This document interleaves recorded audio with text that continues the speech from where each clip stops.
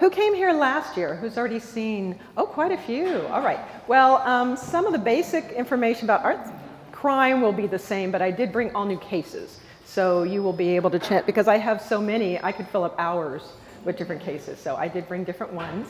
And then at the end, after I do a few cases, I want us to do a little exercise together and to illustrate how complicated international law and international cases are. So we're going to do that at the end, and it's always fun. I always enjoy it. It involves my Egyptian cat that I always like bringing out. So we will get started. Yeah, I have a master's degree in museum studies, so I was happily ensconced in the museum world, so I'm always happy to be back, you know, in my place when I'm speaking at a museum. And I was actually at Monticello, Thomas Jefferson's home in Virginia, and I was responsible for all the collections. I was the registrar. And so as some of you know from last year, I have touched Thomas Jefferson's underwear. It is something that I'm very proud of. I consider it a career high. And, but of course with my white gloves, if there's a collections manager in the house, I did wear my appropriate white gloves. But anyway, I was very happy at Monticello, and then I saw a job listing for the Federal Bureau of Investigation's art theft program. And so I couldn't resist. Like hundreds of other people, I threw in thinking, oh, I'll never hear from them again. And lo and behold, when the dust was settled, I was in this lovely building. I was at the headquarters building in the f.b.i. You've all seen this one, right? I was on the 5th floor with my view of Pennsylvania Avenue. And believe me, the government spent no money on interior decorating this building. It's the ugliest building outside and inside. But that's okay. It's functional and it does what we need to do. And so I did spend 8 years there as their art theft program manager. I did not carry a gun. I was not an agent. I was a program manager, so I fought crime with a computer. So what I did was I provided the art knowledge to the agents, because I'd get an agent call me and say, okay, I have a picture. And I'd say, well, do you have a painting or print? And they'd say, I don't know, what's the difference? So that was the level of knowledge of a lot of my agents, because the same agents did property crime. They were doing vehicle theft and cargo theft. They'd get stuck with an art theft case, like, what do we do?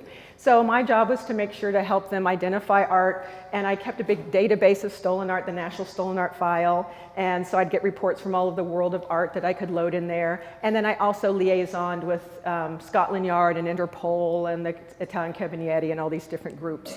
And I'd run an international art theft conference with the Smithsonian things. So that was the side that I was doing, but I worked very closely with the agents and on their cases and helped coordinate investigations. And it was a fascinating 8 years. I did not look back when I left this building, to be honest. After 8 years, I was kind of burned out and done.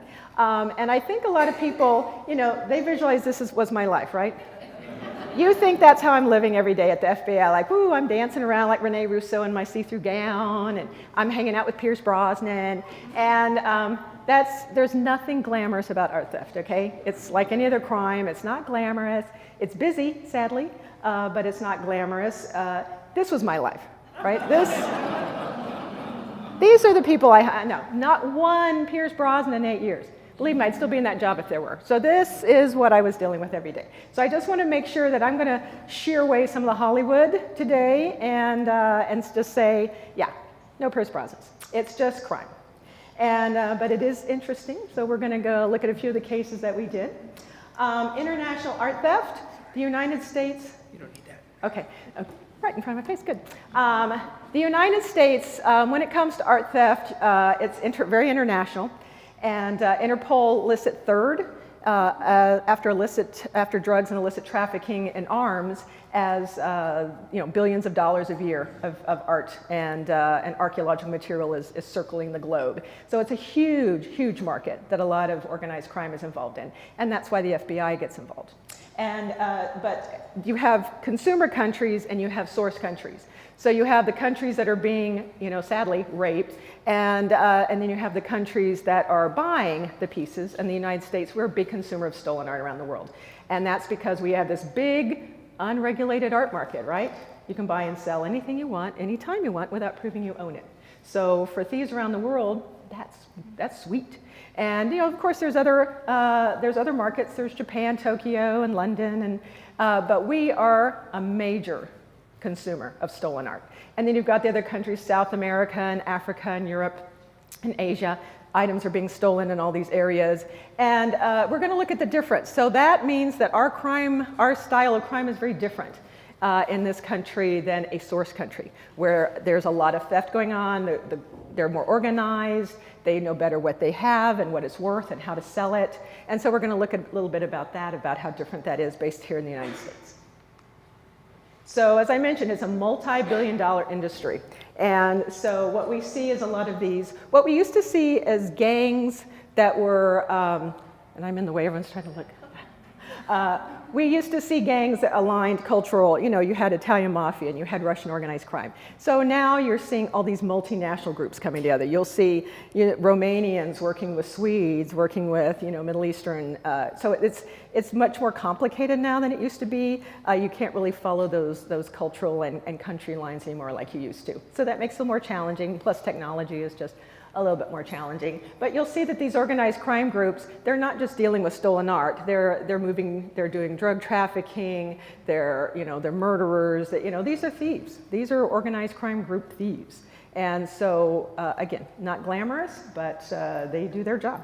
So what I'm going to do is show you share you a case from Spain, where we saw some of this involved. This is artwork. We had Esther Koplowitz, very wealthy billionaire in Spain, and she had a residence in Madrid. And it was broken into, and they stole 18 paintings worth $50 million. And these are some of the pieces that were stolen. And at the time, what they did was they broke a window on the first floor of the building, and then when the guard went to see what was going on, it was just one lone guard, they overwhelmed him and tied him up. They used his pass key to get to the second floor, and her place was being renovated, so her paintings weren't even on the wall, they were just stacked, because so they just took the 18 and poof, off they went. Of course, we've discovered later that the security guard was not overwhelmed. He actually was involved and helped them get in. So that's always something you always have to look at. And so these pieces at that point, I got reports on them. I put them on my National Stolen Art file. I put them on the online f.b.i, look for these pieces. But at that point, it had not intersected with us yet. But then came word that they were being offered for sale in our office in New York. So we have a Eurasian organized crime unit in New York. So they gave us word at the Art Theft, we've heard that 10 of these paintings are being offered on the black market. So we introduced an undercover. And I can tell you his name now and his information because he's retired. Bob Whitman out of our Philadelphia office. He was an amazing undercover agent. And he did so many incredible cases. And so he went in with his undercover, Bob Clay.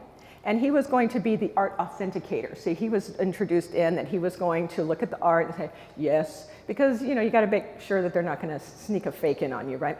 So initially they wanted $20 million for these pieces, these 10.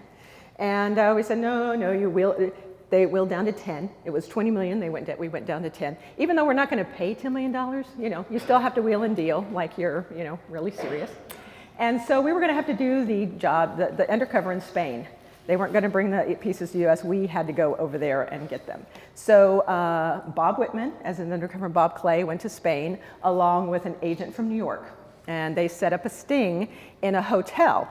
And as some of you know from last year, if you're here about our Swedish case, we love to use hotels for undercovers, right? Because in the TV shows where you go, oh, look, he's wearing a wire, like I am. Like right now, I'm like all wired up. And you don't want to be wearing a wire, right? You don't want your agent to get in trouble. So what you do is you arrange your meeting in a hotel and you wire the room.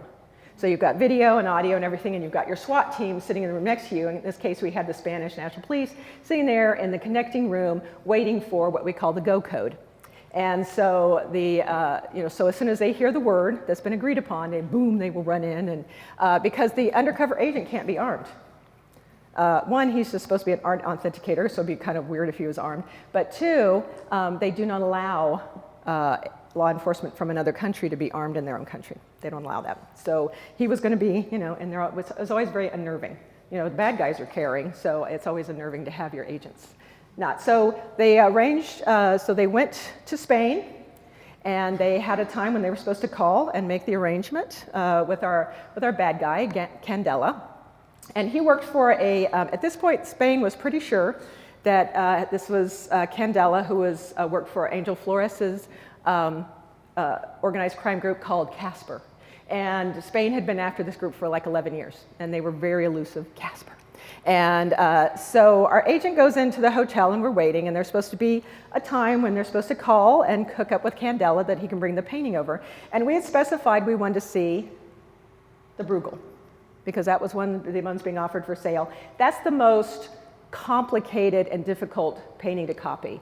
It's just, you know, there's a lot of detail. It's painted on board, not canvas. So you always have to be careful. Are they going to be trying to sneak a fake in on you? Because there's just so many fakes on the market. So we said, you know, you'll have to bring the Bruegel to us. So, so of course, these are bad guys, right? So are they on time? No. You know, they're bad guys. So, so you have to, you know, so in the TV, you know, they always have, we're meeting at midnight and they all show up exactly at the same time. No, they don't. So the whole day, we had dozens of Spanish police standing around, waiting in the lobbies, wandering the streets. Nothing, nothing, nothing, nothing. So that finally at midnight, the Spanish, you know, the comisario says, no, we're shut down. And so they talked him into waiting another day. So they finally, the bad guy calls at 1 a.m., makes another arrangement. Does he show up that next day? No. He's a bad guy, okay? So they just don't seem to care about your schedule. And a lot of times they'll do this because, you know, they want to be in control, or they want to do some, you know, some reconnaissance. They want to keep an eye on things. So they're finally about to give up again. Like, we're done. We're not going to keep paying people overtime for this. Obviously, they're just messing with you. So finally, they show up and say, okay, we're going to bring the painting. They finally say, 20 minutes, we're bringing the painting. So they bring this big package in, and we have, of the 10 million, we have 1 million. We actually have 500,000 euros, about $1 million, in a bag. The rest is wire transferred. Again, that's not something that happens in the TV. They'll have like $10 million, and, you know, right, they'll just open it up and say, look, here's $10 million. People don't carry that kind of cash around. So we just bring that kind of, we brought $1 million of it, and then they have to sit and count it. You know, that's something else. And in the movies, they always just open the case, yeah, we're good, and they close it, and they run off. No, they don't. They start digging in, and they sit there and they count all of it. And they make sure, and they put a few up to the light, make sure they're not safe. They skim a few in their pocket and everything like that. So you have to wait through that process. So he finally said, okay, money's good, I'm happy. So I will now go get the real Bruegel. So he had had a decoy package. That was not actually the painting. He wanted to wait and see what was going to happen. And so they finally brought the real painting up, the real Bruegel. And Bob looks at it and makes sure it's authenticated. He had all the information from the museum as to what to look for. Okay, so he says it's real. That's his go code, right? And so all the Spanish police that have been sitting there waiting in the adjoining room, boom, they break in and arrest our erstwhile thieves. And so here we have, there's Angel Flores, the leader of the group. There's Candela. And this is the paintings in the back of the car. Fortunately, they still had the other 9 that, you know, they were only showing us the Bruegel, but they had the other one in the back of our SUV. So we were able to recover all of them and not give them $10 million, just give them a lot of time in jail. And, but then we found out that they had sold the other 8 to a Colombian drug lord. And that's one of the things that you do. A lot of people talk about, oh, these wealthy people are paying to have these pieces stolen. And legitimate wealthy people, no, they have no reason to do that. But our drug lords, they like nice art, you know, and they're not worried about putting it on their wall because that's the least of their transgressions. If thieves come and get them, that's the least of their worries. So, so anyway, so we were able to recover the art, arrest the bad guys, and all is well. And afterwards, Esther Kloplowitz held a big dinner and gave all of the Spanish police involved Rolexes. And so, and of course, Bob Whitman could not take that because FBI, we can't take anything more than $50, and a Rolex would be way more than that. So, but anyway, but that's the sort of case that you'll see. This sort of organized crime group, you know, is moving this sort of artwork. But again, if they're selling black market, it's pennies on the dollar. You know, and so, because they were going to sell, this one wasn't bad. They're going to get $10 million for these paintings. That's not bad. But sometimes they'll try to sell a $50 million painting for $500,000. So they don't want to work on black market, but sometimes you just have to. And paintings as famous as these, you'd have to keep a black market. But the majority of items stolen around the world are just not recognizable. They're going to easily sell on a legitimate market, and that's the bulk. You know, these are the ones that you see on the TV and the movies and things like that. But the majority, you know, 95% of what gets stolen is just items that, you know, you'd see in your antique store near, and then off it goes, you know, to the next buyer. And that's why our recovery rate is so low. You know, we only recover maybe 5%, very low. Sad. So theft in the United States. So we're very different. Where you have your source countries where you have that sort of organized group is moving these sorts of items. They know how to move them, they know how to sell them. Here in the United States, we're a source country, so our theft is not as bad. But we have, so our thefts are lower value burglaries. You know, I would get a report of, you know, they stole 2 paintings off the wall and 4 beers out of the refrigerator. That's like the level of sophistication we have here. Mostly residential burglaries, $2,000, $5,000, that sort of range. We just don't see a lot of that really big organized theft here. And I got asked once, what is the most stolen art? Erte. Always, always Erte. Our thieves here love him. So it doesn't matter. And I remember one case where he stole the 2 Ertes and the coffee book of Erte off the table. So I guess so he'd know what I have it. So, and I guess just because to them, and you know, these are not terribly valuable, but boy, every few days it was like, oh, another Erte went down. You know, it's just like, boy, that's what catches their eye here. And again, they don't know what they're stealing here. They're not knowledgeable on what it is or how it's going to sell. In Europe, they know what they're stealing. So museum theft in the United States. I hate to say this because I'm a museum professional. I'm standing in this beautiful museum here today. But unfortunately, most museum theft in this country is internal. Internal, mostly staff. And that's mainly because we have, you know, any museum's got collection storage. And, you know, so the people working there, they say, oh, nobody's looked at that for 10 years. You know, who's going to miss it? And so unfortunately, that's, you know, where overseas we see the more dramatic, you know, armed robberies and things from museums. We don't see that a lot here. And, you know, and these are not like thieves who cased a joint, got a job there to steal. They're people who've been there for years. And they just notice that, you know, who's going to notice if something just goes missing out of the storage area? And, but then they also know what it is, what it's worth, where to sell it. So, and we see it everything from the director on down. So sadly, you know, we have that. And so what I'm going to do is show you a case of that, the Historical Society of Pennsylvania. They were beginning and they were going to inventory their collection. They were going to upgrade to this new computer system, so they were inventorying everything. And they discovered that they were missing 3 very valuable Civil War presentation swords. Here's one of them. They came to us as the, you know, to the FBI and said, help, you know, we're missing these valuable pieces, help us recover them. And they said there might be more missing. We're going to do a full inventory and we're going to let you know, but right now these pieces are missing. So there was a big Civil War show in Richmond, Virginia, right about that time. And so Bob Whitman, again, the agent I was working with, they went down and met with all the different dealers down there, because Civil War people, they know their stuff, right? So they got some information about a dealer from the Poconos, said, oh, somebody tried to sell me, I think, one of those Civil War presentation swords. So he had the information on the man, George Sismazia. So off we went, right? He was in Pennsylvania to check out George Sismazia. And, you know, as soon as, you know, again, not a hardened criminal, as soon as you walk in the door and said, this is f.b.i, he just, Ernie told you everything. And we said, yeah, Ernie told us everything. We don't know who Ernie is yet, but like, sure, Ernie told us everything. So this was, you know, so he took us upstairs and showed us his house, and his house was like a mini museum. And by this time, we had heard that they were missing about 200 items out of their collection storage at the Historical Society. And so this is just one corner. And he even had one of the swords was called the Weed Whacker, because that's what he'd use it for. He'd do his landscaping with it. And so this is George. And what he was, he's an electrical contractor, and he had just worked at the museum, and he had met Ernie, who was their maintenance man. And what's sad is Ernie had been at the museum about 17 years, and everybody was just devastated. Ernie was their go-to guy. You know, no matter what you needed, Ernie took care of it. So he was the last person anyone would have ever suspected. But Ernie met George, and they got to be buddies, and George says, you know, I really like Civil War stuff. I'd pay you some money. Ernie needed a little extra cash. So over 7 years, Ernie since he was maintenance, he got there in the morning, and he would get into collection storage, take a little something here, a little something there, and over 7 years, he took these 200 plus artifacts over 7 years.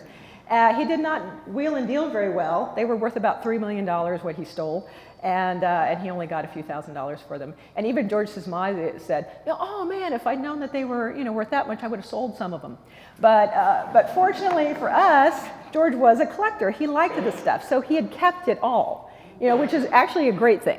Because a lot of times, then when they get a hold of it, then it's dispersed all over the place, right? So in this instance, this is about 2 days before Christmas. So we call the museum staff, Merry Christmas, bring a lot of boxes and bubble wrap because we had a lot of things to get. And so here's one table of items that were taken from the Historical Society of Pennsylvania that were recovered. So, it was amazing but nobody knew it. I mean, these collections, storage rooms, that's the danger of them. And unfortunately, that's the most common type of theft we see in this country. Versus, and a lot of you have heard about this one, right? We are the home of the most famous armed robbery, right? Not even armed, just robbery. Isabel Stewart Gardner Museum in Boston. Is anyone, you're familiar with this one? Yes. So this one, what happened is, because I'm gonna mention this one because it's infamous, and it's still the biggest dollar amount. The paintings that were stolen, about 500 million, and is still the biggest property theft, art theft of any.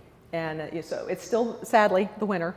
But Isabel Stewart Gardner Museum, this happened in 1990, so it has been a while. And so these two men dressed as police officers, and it's St. Patrick's Day, midnight St. Patrick's Day in Boston, so you know how crazy it was. And so they go to the back of the museum at midnight, knocking, we're answering a call of a disturbance. Well, it's Boston on St. Patrick's Day, of course there's a disturbance. So the guards went against their normal protocol and let them into the museum. So the men dressed, they're in the next slide. So they went in and they took 13 pieces of art, and these are the 3 most valuable pieces. These are 2 Rembrandts, the Rembrandt Storm the Sea of Galilee, and then there's a Vermeer. And just the Vermeer alone, of course, is worth huge sums of money. So they took the 13 pieces and off they went. Here's the 2 men. They think they were wearing fake mustaches. And after this many years, this was 1990, not one piece has been recovered of the 13. And there's a $10 million reward out for information on recovering these pieces. And most thieves, if they know something, they'll give they'll sell their family, their mother for $10 million. So it's interesting to me that they have never been found. And and the f.b.i. has followed leads to France, to Ireland, to Japan. I mean, just decades of chasing these, any story at all that we can, get our hands on these. And it amazes me that they're not there. And what's very sad is that Isabel Stewart Gardner, when she left her home and her collection, she said nothing can be moved or changed. So sadly, where the paintings were stolen are still sitting empty. So they can't even replace them with anything.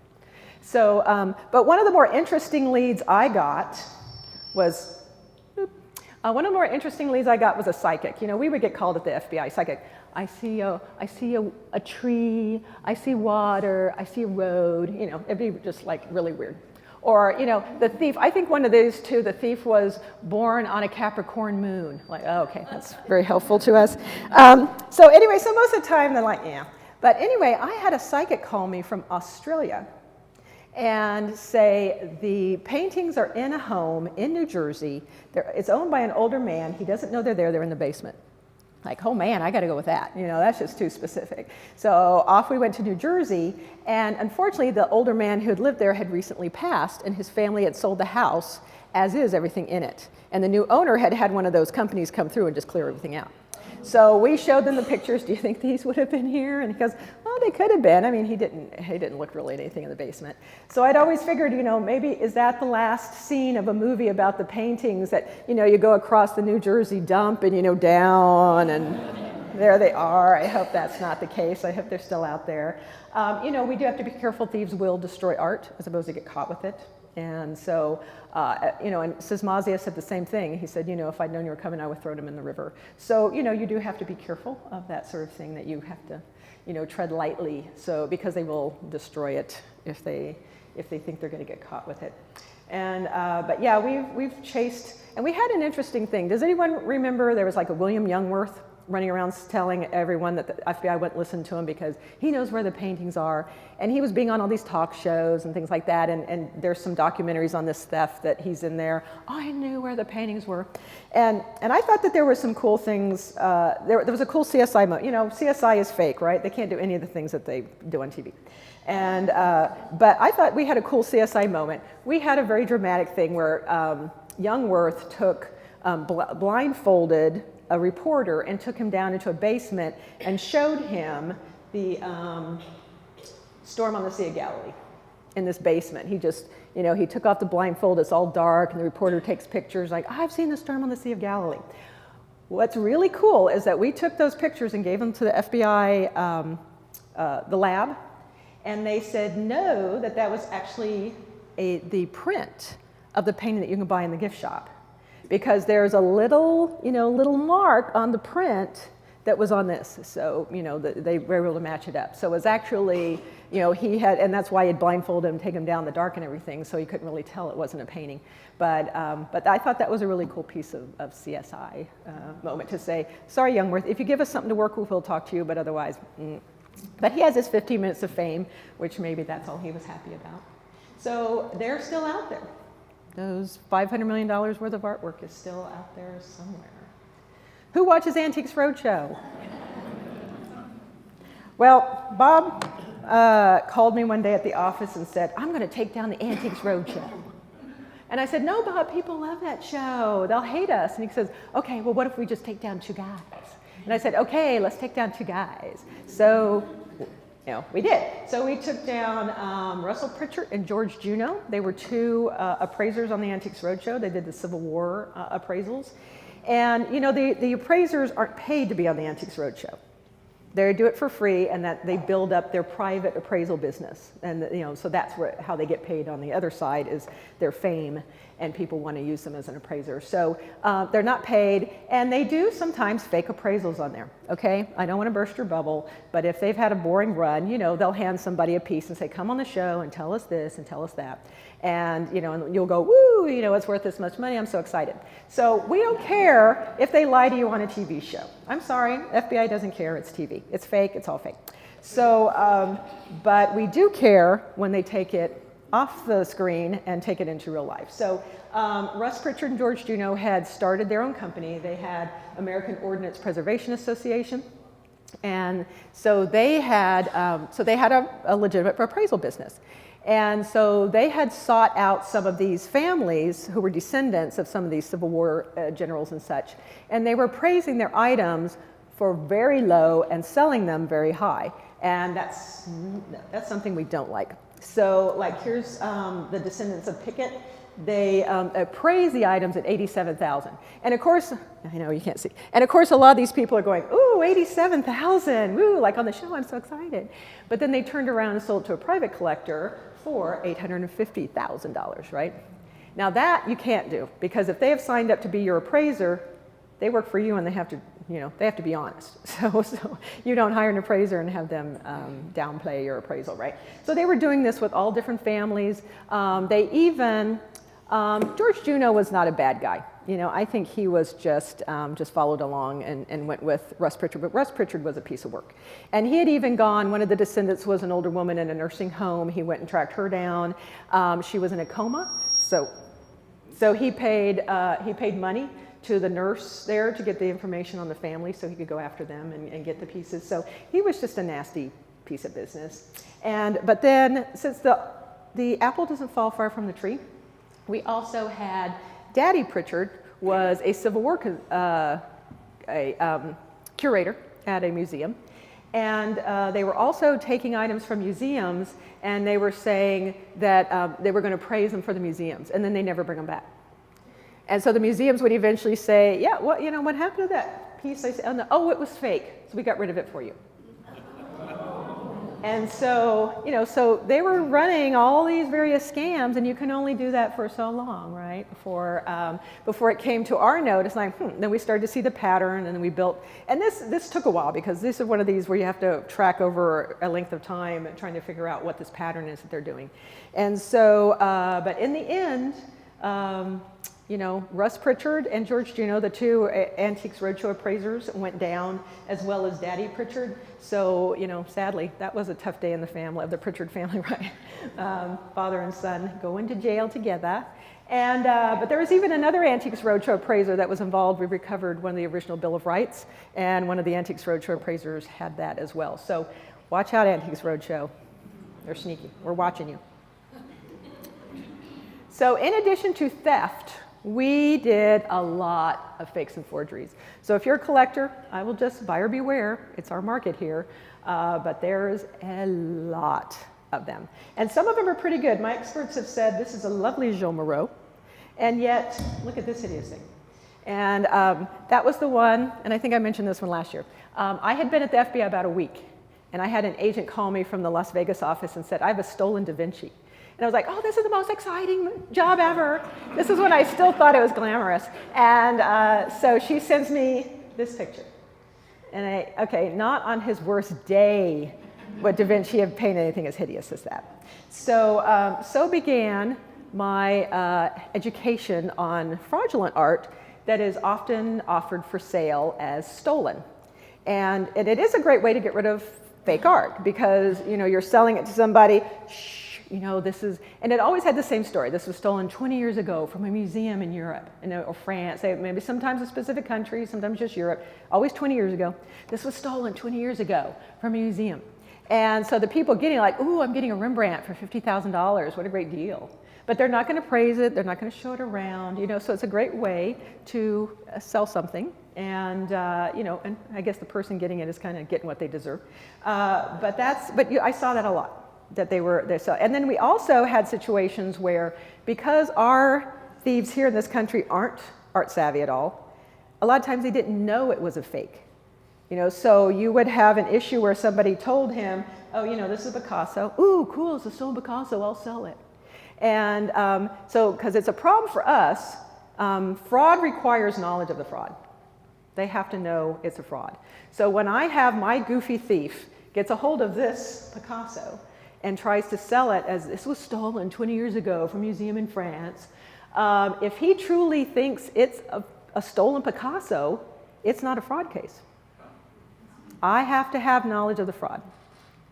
And so, but he's not dealing in stolen art either. He's just got a piece of junk. So he's not breaking the law. He's working so hard to break the law, but he's not. I don't have a law to work with. So what we would do, this is a case where we would send a wire in. We'd send somebody wired up to say, hey man, sorry somebody messed with you, but that's not really Picasso, that's fake. So then we'd wait and see if he'd bring it back out on the market again. Because at that point, if he did, then you could say, okay, now we have knowledge of the fraud. And that makes sense to protect you as well, right? If you're a collector and you accidentally get a fraud and you're trying to sell it, I mean, we should not be putting you in jail because it's a fraud and you didn't know it. So it's understandable that the fraud has to have intent, but it's just kind of weird how in this area it falls between those cracks of I have nothing to arrest him for. He's, obviously he's a bad guy, but I don't have a specific law to put in place. So that was one of the kind of interesting things. This has got to be one of the more bizarre cases I did. This was a young man who threw up on a painting at the Museum of Modern Art in New York. And at the time, of course, it was thought, oh, this is a horrible, he's ill and this is a horrible tragedy. But then, the security guards of all these different museums talk and like, well, somebody threw up on my painting too. So they discovered a pattern of this young man, this young artist named Jubal Brown, yeah. And he was a young artist, and he would eat certain foods to make it a certain color. And then that was, he said, it was his comment on trite and painfully banal art. So he considered it his First Amendment rights. I've got my freedom of speech, and this is my speech. I'm making a comment upon this artwork. So this one was blue. You know, he had eaten blueberries, and this one was blue, and then they had another one was red. And so, you know, of course we said, yeah, freedom of speech doesn't go to that. Yeah, you're not doing that. So his picture is circle a line through it, all the museums, that do not let him come in there. But yeah, he was just a young artist, like, yeah. But that was one of the more weird ones, like, huh? Like, just, you know, people, you just can't be surprised by them.